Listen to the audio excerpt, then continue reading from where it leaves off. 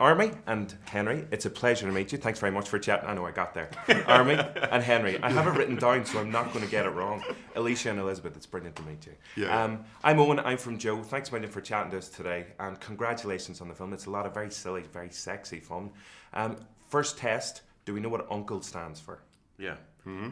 United Network Command for Law Enforcement. Perfect, okay. That's pretty much the only question I've got, so we'll just... Well, this has been great. Yeah, thanks very much. Yeah. Cheers. Well, you get to wear sexy suits, drive fast cars, shoot big guns, and make loads of quips about anonymous henchmen as they die in the background.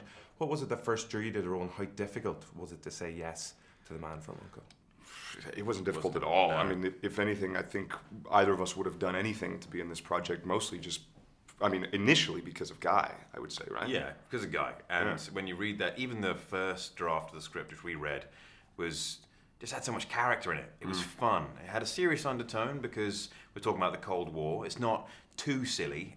It's just that there was a wealth of character in there. And then you start talking to Guy and you realise that things will be really special.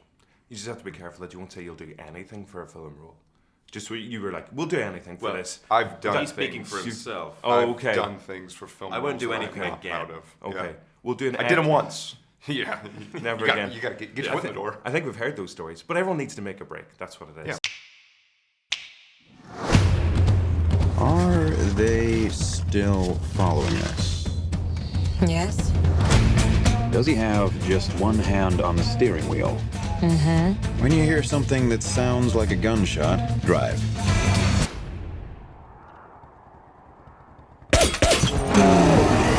Now, could you start, Armie, maybe by describing Henry's character?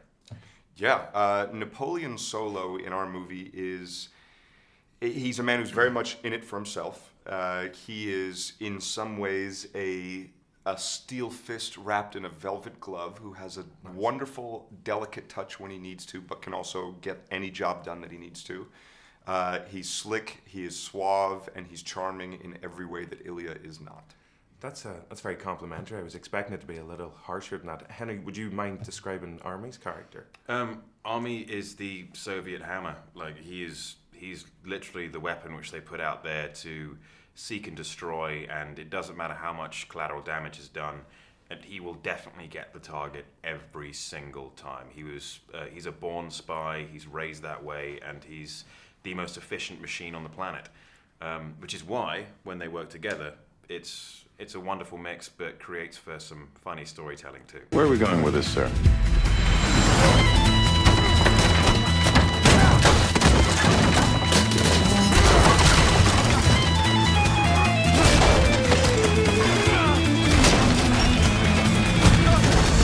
Убивай своего нового партнера в первый же день.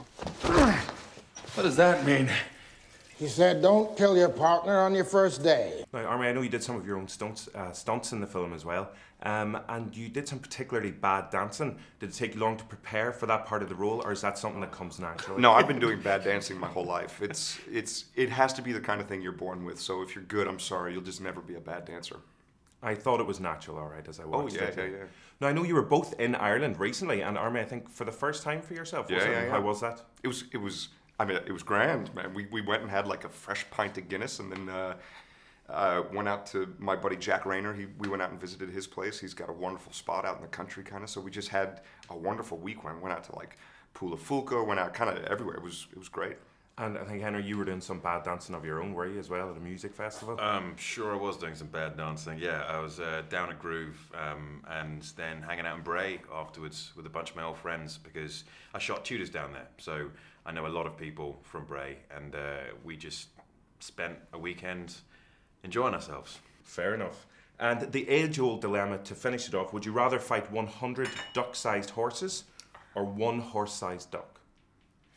100 duck-sized horses or one horse-sized... I think 100. 100 is a lot. 100's a lot, but think about how many you could get in one swift kick. But a horse-sized duck... I would definitely go over 100 duck-sized horses. You just whirl and dervish up, just start kicking everything you see, probably. So how high can they jump? I haven't looked into that. I'll check that out and I'll let you know. Here's the thing. Yeah. A horse-sized duck, think of how small those teeth are. Yep. You're not really... and like a kick from that would probably... 100 horse-sized ducks. Death by 1,000 cuts. No, 100 duck-sized horses. We got there. Wait, we got can you Here we train go. them and turn them into like an awesome little chariot? I suppose we could tame them. Yeah. And you can do whatever you want You with could break them. them, right? You Eat some break of them. a horse. Break them. Yeah. Sorted. Eat them. Eat them. What's wrong with you? They'd be tasty. No, You're Irish. Horses are delicious. Yeah, I know, it's fine. With a nice pint. Listen, thanks a million for chatting us today. Alicia, Elizabeth, it's been a pleasure. Of course. Cheers. Thank you.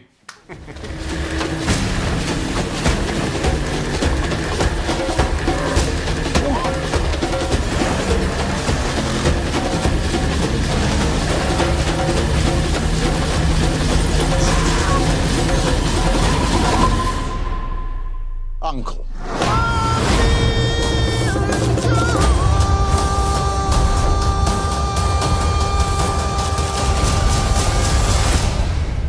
How's that for entertainment?